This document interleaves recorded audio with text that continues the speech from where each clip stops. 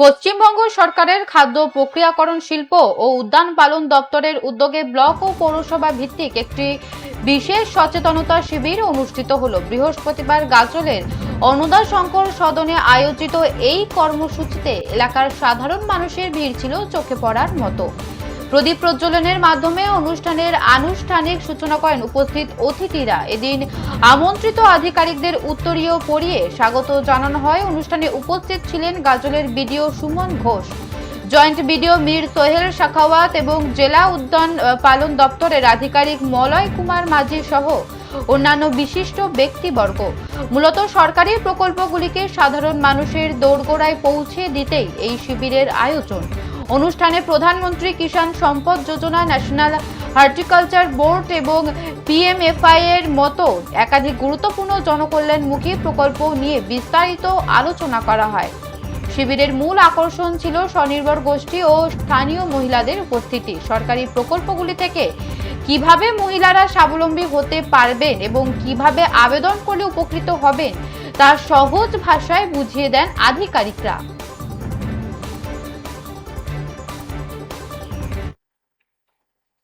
মালদা জেলার গাজল ব্লকে সারা রাজ্যব্যাপী যা প্রোগ্রাম হচ্ছে সেই প্রোগ্রামের একটা প্রতিচ্ছবি আমরা দেখলাম। সুন্দরভাবে অনুষ্ঠিত হলো প্রারম্ভিক পর্বে।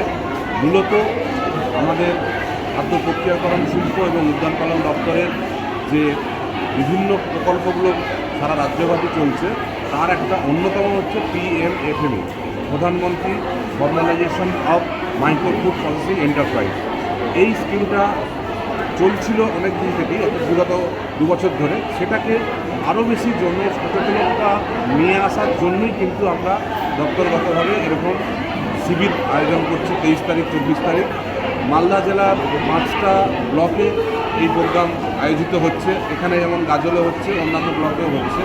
তো আমাদের উদ্দেশ্য যারা এই ধরনের খাদ্য প্রক্রিয়াকরণ শিল্পের সাথে যুক্ত হতে চাইছেন তাদেরকে অনুপ্রাণিত করা, তাদেরকে উৎসাহিত করা, যেমন প্রযুক্তি দিয়ে, সাথে সাথে ভর্তুকি বা অনুদান দিয়ে।